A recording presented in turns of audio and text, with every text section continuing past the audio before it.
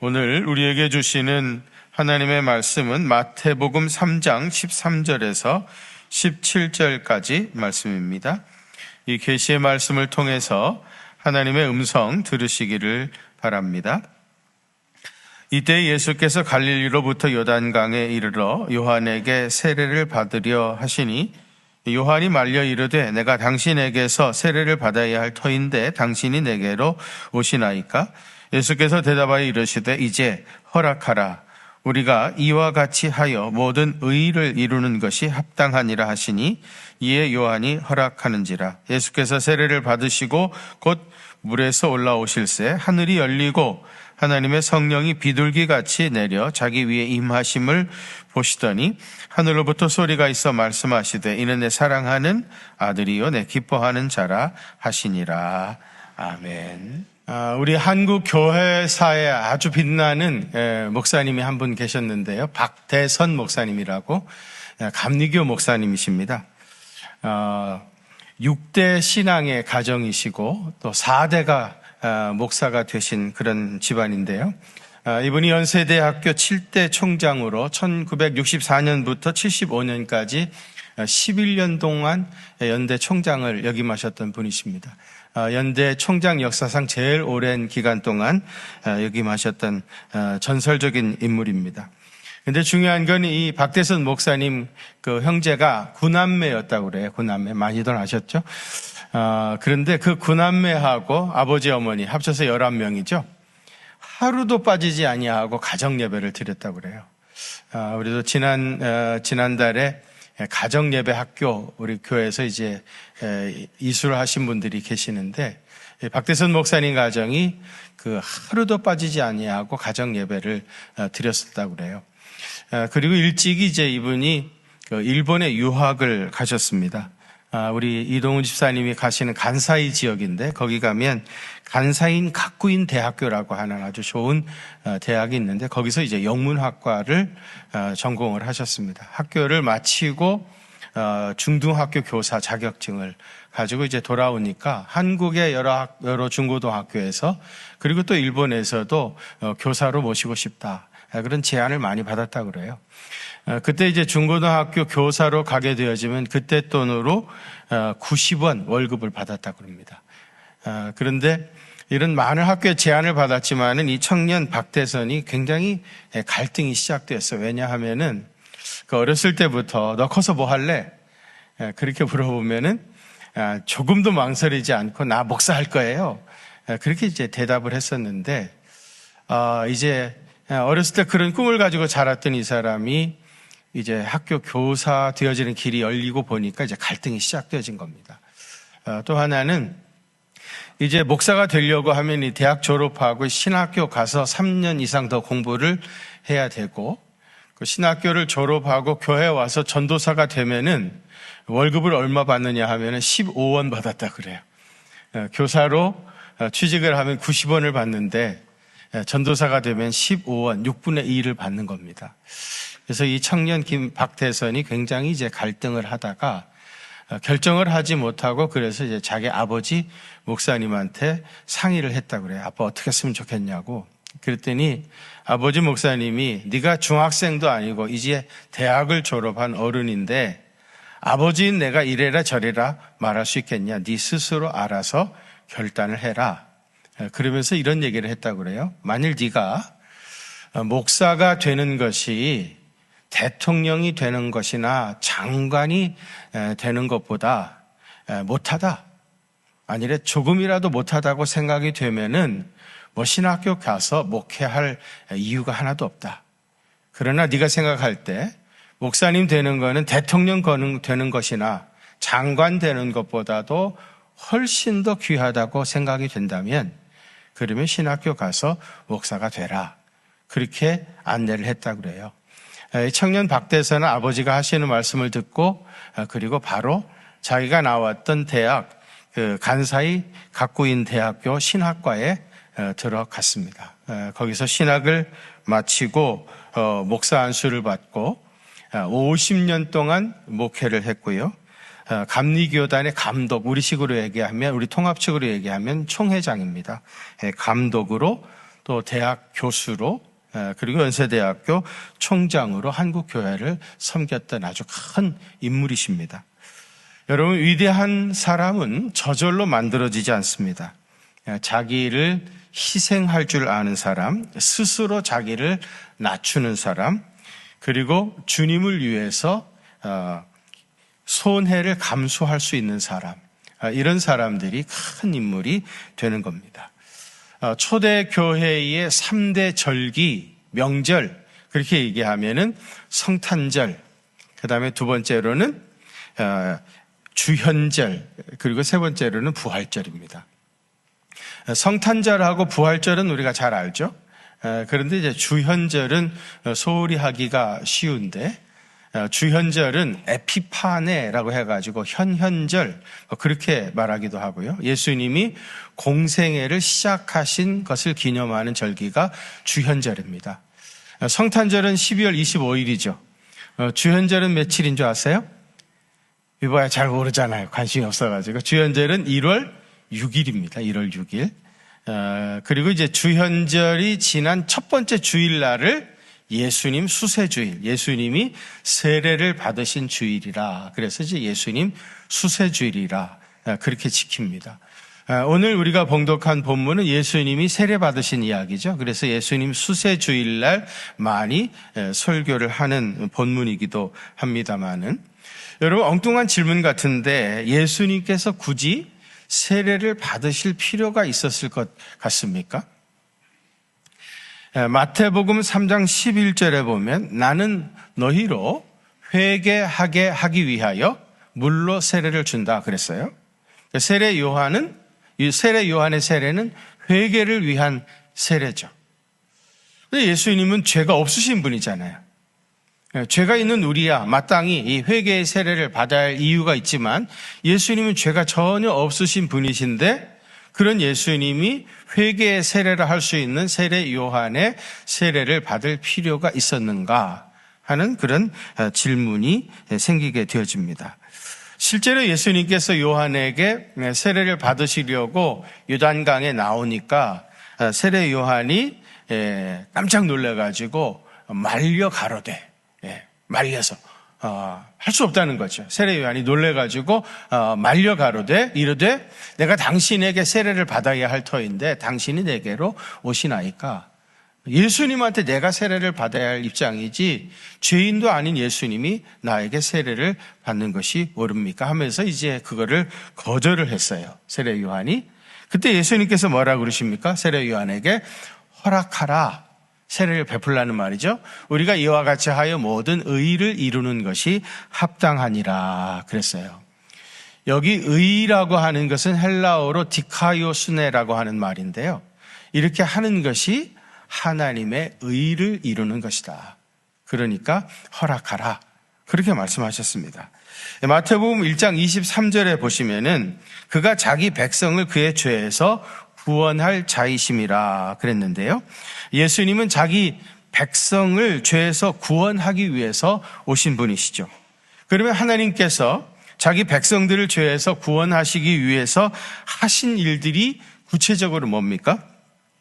우선 인간의 죄를 대속하기 위해서 하나님의 아들을 사람 되게 하신 거죠. 하나님의 아들이신 예수님을 사람 되게 하신 거예요. 우리를 죄에서 구원하기 위해서 그렇게 하셨고요, 또 죄 없으신 예수님을 죄인 되게 하신 겁니다. 그래서 우리를 구원하시려고요, 또 십자가에서 인간의 죄값을 치르시기 위해서 죽게 하신 겁니다. 이 모든 것이 다 하나님의 의를 이루기 위한 일이었던 겁니다.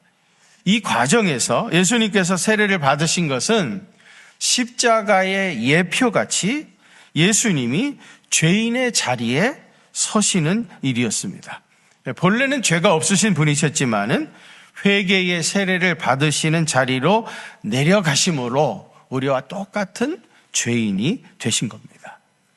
그렇습니다. 예수님께서 세례를 받으신 것은 자기 백성을 구원하기 위해서 하신 일이고 하나님의 의를 이루기 위한 일이었던 겁니다. 예수님께서 세례 요한에게 세례를 베푸셨을 때 세례를 받으셨을 때 있었던 일이 66절과 17절에 기록되어 있는데요. 여러분 이 본문 한번 같이 다시 봉독하겠습니다. 16절, 17절 말씀입니다. 시작. 예수께서 세례를 받으시고 곧 물에서 올라오실새 하늘이 열리고 하나님의 성령이 비둘기같이 내려 자기 위에 임하심을 보시더니 하늘로부터 소리가 있어 말씀하시되 이는 내 사랑하는 아들이요 내 기뻐하는 자라 하시니라. 아멘. 예수님께서 세례 받으시고 물 위에서 올라오실 때 있었던 일인데요. 이 장면을 깊이 묵상해 보면은요, 우리가 회개하고 세례를 받는 자들에게 주어지는 하나님의 놀라운 복이 세 가지라고 하는 걸 알게 되어집니다. 그 첫 번째는 뭐예요? 하늘문이 활짝 열려지는 축복입니다. 뭐라고요? 하늘문이 활짝 열려지는 축복이에요. 하늘이 열리고 하늘로부터 소리가 났다는 말은 뭐예요? 하나님께서 친히 역사에 개입하셨다. 하나님께서 친히 역사에 개입하셨다는 거예요. 당시 이스라엘이 처해 있던 상황이 어떠했습니까? 우선 정치적인 상황으로 얘기하자면 누가복음 2장 1절에서부터 3절에 보면 그때 가이사 아구스토가 영을 내려 천하로 다 호적하라 하였으니 이 호적은 구레뇨가 수리아 총독이 되었을 때 처음 한 것이라 모든 사람이 호적하러 각각 고향으로 돌아갔다 그랬습니다. 왜 로마의 아구스토 황제가 인구 조사를 하라고 했겠습니까? 로마 황제는 세금을 더 많이 거둬들이고 피정복민들을 더 효과적으로 조직적으로 관리하기 위해서 그래서 호적을 하라고 명했던 겁니다. 이 말은 뭐예요? 당시 이스라엘은 정치적으로 로마의 식민지 백성이었다. 그런 얘기입니다. 식민지 백성으로 살아가는 이스라엘 백성들이 얼마나 많은 어려움이 있었겠습니까? 또 사회적인 상황들을 얘기하자면 누가복음 3장 7절에서 9절에 보면 세례 요한이 자기에게 세례 받으러 나오는 무리들에게 이렇게 말합니다. 독사의 자식들아, 누가 너희에게 일러 장차 올 진노를 피하려 하더냐? 그러므로 회개에 합당한 열매를 맺고 속으로 아브라함이 우리 조상이라 말하지 말라. 내가 너희에게 이르노니 하나님이 능히 이 돌들로도 아브라함 자손이 되게 하시리라. 이미 도끼가 나무 뿌리에 놓였으니 좋은 열매 맺지 아니하는 나무마다 찍혀 불에 던져지리라 그랬습니다. 이스라엘 백성들은 아브라함의 자손이라는 이름만 가지고 있었지 하나님께서 택하신 백성다운 열매는 전혀 맺지 못했던 겁니다. 그래서 언제 하나님의 무서운 심판이 임할는지 알 수 없는 그런 지경에 이르렀던 거예요. 다시 말하면 신앙적으로도 몹시 타락했었다. 그런 얘기입니다. 또 누가복음 3장 10절과 11절에서 사람들이 세례 요한에게 이런 질문합니다. 그러면 우리가 무엇을 하리까? 그렇게 물었을 때 세례 요한이 옷 2벌 있는 자는 옷 없는 자에게 나눠줄 것이고 먹을 것이 있는 자도 그렇게 할 것이니라 그랬어요. 이 말 속에는 당시의 이스라엘 백성 간의 빈부 간의 격차가 아주 심했다는 걸 알 수 있고요. 뿐만 아니라 헐벗고 굶주린 이들을 돌아보지 않는 개인주의가 팽배한 사회였다 하는 것을 짐작해 하는 구절입니다. 또 세리들이 요한에게 선생이여 우리가 무엇을 하리이까? 그렇게 물었을 때 부과된 것 외에는 거두지 말라 그런 얘기를 했습니다. 다시 말하면 세리들이 사람들에게 더 무거운 짐을 맡겨서 그렇지 않아도 살기 힘든 사람들에게 굉장한 경제적인 어려움을 지어줬었다는 거예요. 세리들이 타락했었다는 거예요. 또 세례 요한이 군인들에게는 이런 말합니다. 사람에게서 강탈하지 말며 거짓으로 고발하지 말고 받는 급료를 족한 줄로 알라. 힘이 있다고 그것 가지고 압제하지 말고 너희들이 받는 월급 그것으로 만족하며 거기에 맞춰서 살아가라 그랬습니다. 당시 이스라엘에 부정부패가 만연했고 폭력과 불의가 난무하는 그런 사회였었다 하는 것을 우리가 감지할 수가 있습니다. 전에 말씀드렸지만 분봉왕이었던 헤롯 안티파스는요, 자기 동생 빌립의 아내였던 헤로디아를 빼앗아 자기 아내로 삼았죠. 세례 요한이 그것은 나쁜 짓입니다. 그런 짓 하면 안 됩니다. 그렇게 말했다가 결국은 이 헤롯 안티파스의 손에 세례 요한의 목이 잘려 죽었다고 했습니다. 이런 사람이 왕이라고 앉아 있으니 그 사회가 어찌 했겠습니까? 그러니까 이스라엘은 외교적인 면이나 정치적인 면이나 경제적인, 사회적인, 그리고 종교적인 전반에 걸쳐서 불안정하고 아주 부패했던 그런 사회입니다. 다르게 말하면 온 사방이 다 막혀버려가지고 어디로 갈 길이 없었던, 어떻게 해야 할지 알 수 없는 그런 상황에 이스라엘 백성들이 처해 있었던 겁니다. 그런데 이 어두운 역사의 순간에 하늘 문이 열린 겁니다. 하늘의 문이 활짝 열린 겁니다. 세상의 모든 가능성은 다 막혀버렸을 때에 바로 그때 하나님께서 하늘의 문을 활짝 열어주신 겁니다.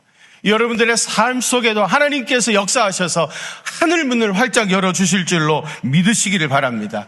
여러분, 하늘의 문이 열리게 되어지면 새로운 역사가 시작되어집니다. 어두운 역사의 현장에 찾아오셔서 새로운 일을 행하시는 예수님을 기대하시기를 바랍니다. 우리나라와 이 민족에도 닫혀진 하늘의 문이 활짝 열려지게 되시기를 축원합니다.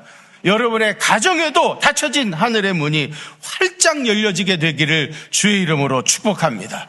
모든 것이 다 막혀버린 것 같은 답답함과 이러지도 저러지도 어찌할 수 없는 그런 상황 속에서 여전히 하나님께서 하늘문을 활짝 여심으로 놀라운 일들을 여러분 삶 속에서 시작하게 되어질 것입니다.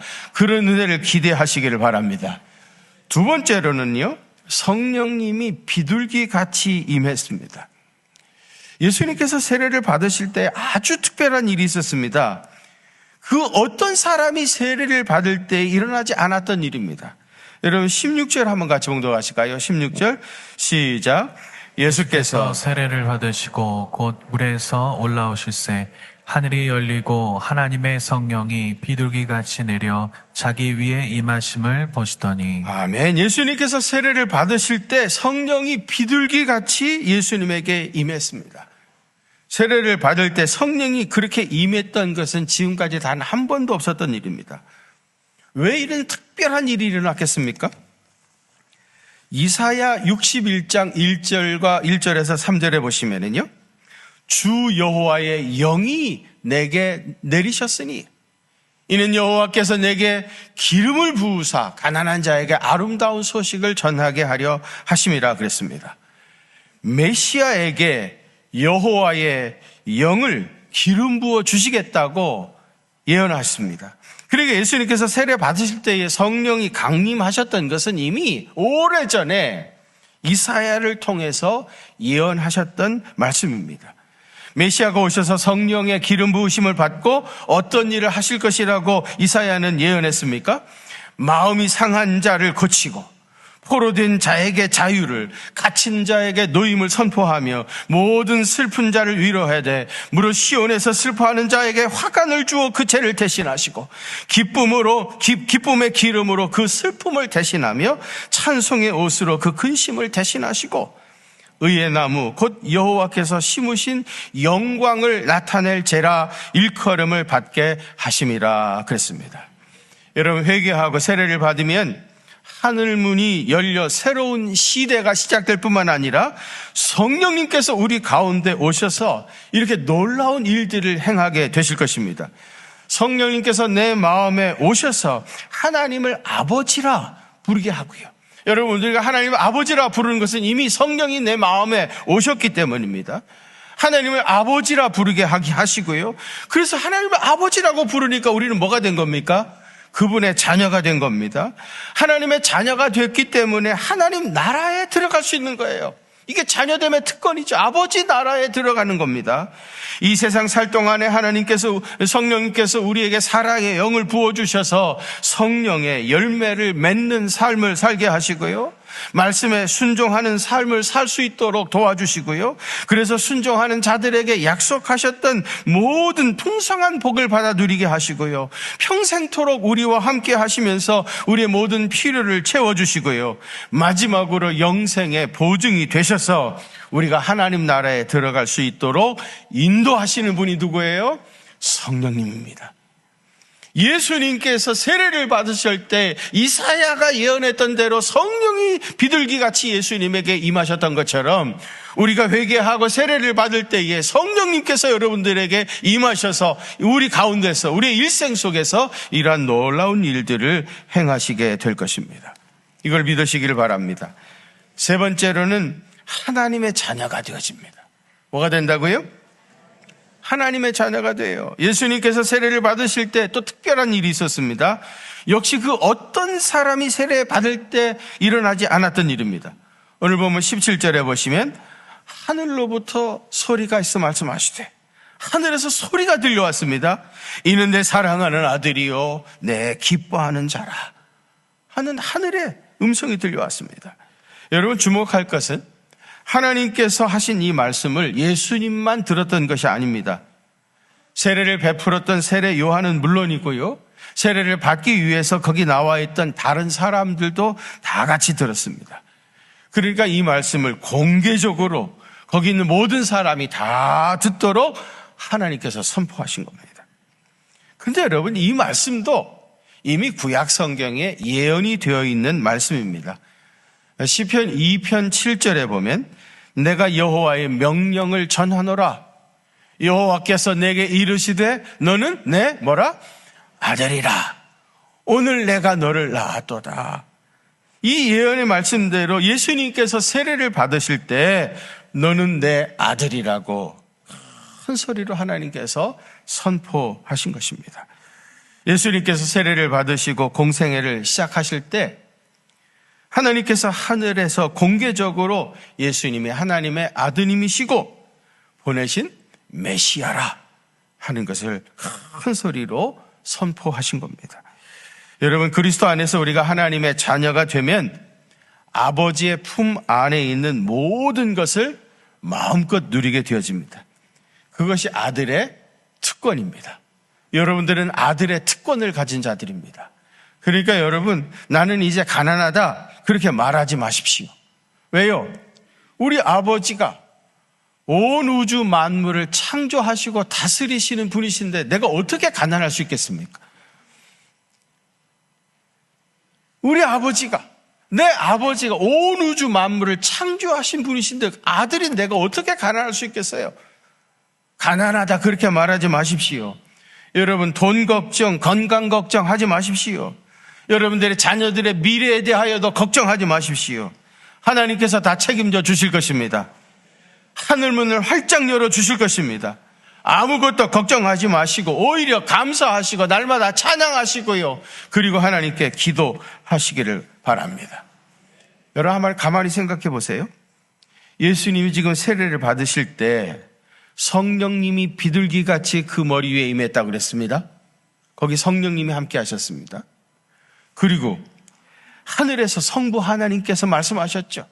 누구나 거기 있는 사람 다 들을 수 있도록 이는 내 사랑하는 아들이요 내 기뻐하는 자라. 성부 하나님이 거기 계셨습니다. 그리고 요단강에는 누가 계셨습니까? 성자 예수님이 계셨습니다. 그러면 여러분 어떻게 된 겁니까? 삼위일체 하나님이 동시에 거기에 현존하신 겁니다.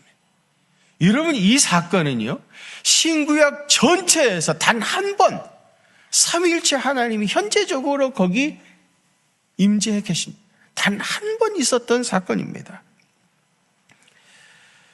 삼위일체 하나님이 누구나 다 눈으로 보고 귀로 들을 수 있도록 거기에 동시적으로 현존하신 겁니다. 이 놀라운 광경의 증인이 누굽니까? 가장 가까이에서 보았던 세례 요한입니다. 지난 시간에 세례 요한에 대해서 말씀을 드렸죠? 말씀을 다 드린 후에 예수님께서 세례 요한을 칭찬하시기를 여인이 낳은 자 중에 이보다 더 큰 자가 없다, 그렇게 칭찬을 하셨다. 제가 그런 말씀을 드렸는데, 여러분, 이 말의 의미가 뭐겠습니까? 세례 요한보다 더 큰 일을 많이 한 사람이 없다, 그런 뜻이겠습니까? 아니면 세례 요한이 가장 놀라운 능력을 많이 베풀었다, 그런 말이겠습니까? 그것도 아니면 세례 요한이 가장 놀라운 영적 파워를 가진 사람이었다, 그런 말이겠습니까? 세례 요한보다 더 큰 이가 없다라고 하는 말의 뜻은 뭡니까? 삼위일체 하나님이 동시에 거기 현존하는 현장을 세례 요한이 가장 가까이에서 목격했고 이 일의 증인이 되었다. 이 일의 증인이 되었다. 증인의 삶을 살아가는 것이었다. 그런 뜻 아니겠습니까? 여러분, 그렇다면 세상에서 가장 귀한 일은 뭐겠습니까? 돌고 돈다는 돈을 많이 버는 것이겠습니까? 언젠가는 반드시 내려놓아야 할 권력을 잡는 일이겠습니까? 아니면 자기 이름을 내고 가문의 영광이 되는 것이겠습니까? 물론 다 귀한 일이죠. 그러나 더 귀한 일은 뭐겠습니까? 여기 세례 요한처럼 삼위일체 하나님을 가장 가까이에서 경험하고 그 하나님을 눈으로 보고 그 하나님의 음성을 실제로 듣고 평생을 삼위일체 하나님을 전하는 삶을 살아가는 것, 그것이 대통령 되는 것보다, 국회의원 되는 것보다 더 귀한 일 아니겠습니까? 그래서 제가 설교를 시작하면서 말씀을 드렸던 청년 박대선이 더 쉽게 더 많은 돈을 벌 수 있는 길을 스스로 버리고 훨씬 더 공부를 많이 해야 하고 그러면서도 그보다 훨씬 더 적은 돈을 받을 수밖에 없는 목사의 길을 선택하고 후회함이 없이 평생을 그런 삶을 살아간 것 아니겠습니까? 제가 설교 준비를 마치면서 갑자기 이 박대선 목사님의 후손들이 어떻게 됐을까 궁금해지더라고요. 여러분들도 궁금하죠? 네. 어떻게 됐을 것 같아요? 그래서 제가 누구한테 물어봤겠어요? 옛날에는 우리 선한 이유 네이버한테 물었는데 지금은 바뀌었습니다. 챗 GPT한테 물었어요. 그래서 아주 다정하게 제가 이렇게 질문했어요. 너 박대선 목사님의 후손이 어떻게 됐는 줄 알아? 부드럽게, 점잖게 그렇게 물었습니다. 그랬더니 우리 친구 챗 GPT가 이렇게 대답했어요. 제가 원문 그대로 읽어드리겠습니다. 원문 그대로. 박대선 목사님은 경상북도 의성에서 태어나 일본 간사이 대학에서 영문학과와 신학을 공부하셨으며 이후 미국 보스턴 대학에서 신학 박사 학위를 받으셨습니다. 1964년부터 1975년까지 연세대학교 총장을 연임하셨고 서울 YMCA 이사장, 월드비전 이사장, 선명회 회장 등 다양한 사회활동에 참여하셨습니다.